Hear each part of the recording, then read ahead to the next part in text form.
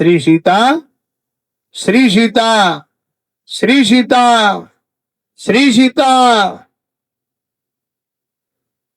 बोलो जोर से श्री सीता, और दोनों खोलो अपने पाम।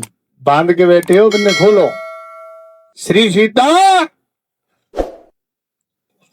देखिए, आदत बुरी सुधार लो बस हो गया भजन।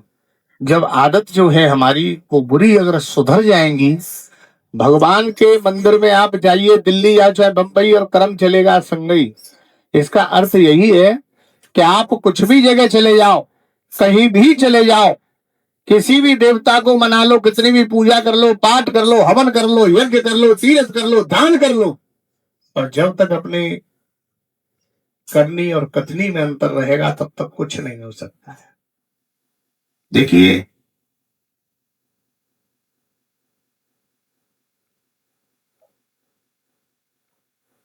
धूम्रपान रतः विप्रः,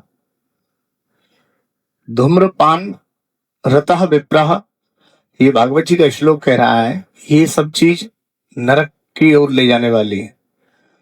धूम्रपान रतः विप्रा कृतशतम योनि सुगरस्य, ये श्लोक ये है।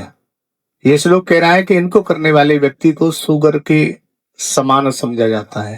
अब देख लीजिएगा, फैसला आपके हाथ ही में है। ये सब धूम्रपान रतः विप्रा, रतः विप्र यानी किसी का पराई पुरुष का पराई स्त्री के साथ संबंध, या किसी स्त्री का किसी पराई पुरुष के साथ संबंध, ये सब शुगर के समान है।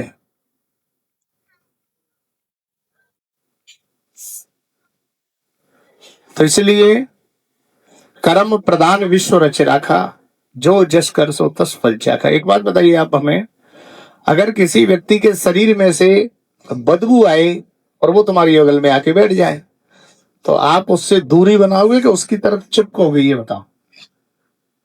दूरी बनाएंगे, सच है ना ये बात? दूरी बनाए क्यों बनाएंगे? क्योंकि उसमें से बदबू आ रही है। तो अगर आप ये कहते हैं प्याज और लहसुन, प्याज और लहसुन कितने लोगों ने खाया है? हाथ उठा के बताओ। प्याज और लहसुन कितने लोगों ने खाया है अपने जीवन में? ये हाथ उठा के बताओ, नीचे हाथ करो। अब माताएं बताना, सच सच, जिस समय आप प्याज काटती हो तो स्मेल आती है नहीं आती है? सच बोलो, आती है? आंसू आ जाते हैं आंखों में से? कैसे आंसू आते हैं? मतलब आती है उसकी जरा प्याज की है। अच्छा, मतलब इतना दुर्गंध है उसके अंदर। तो आप ये बताइएगा, तो बदबू आती है ना?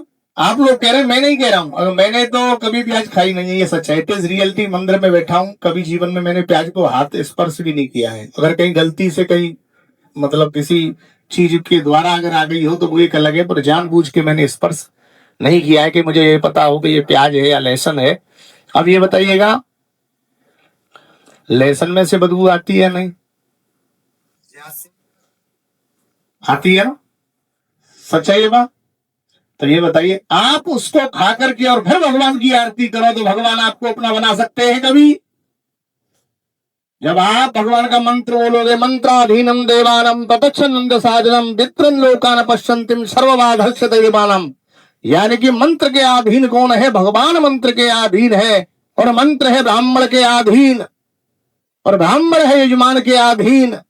अब एक बात बताइए, पंडित भी अगर पूजा कराएगा तो यजमान को सामने बिठाएगा और सामने यजमान से कहे कि लो चावल लो, पुष्प लो, हाथ में लेकर के बिठाता है, तो ये बताइएगा, सामने आप जब बोलोगे तो आपके मुखारबिंद से, आपके मुखमंडल में से और स्मेल आएगी, और जब आप किसी चीज का व्याख्यान करेंगे, बोलेंगे, तो फिर आपको वो व्यक्ति ग्रहण करेगा?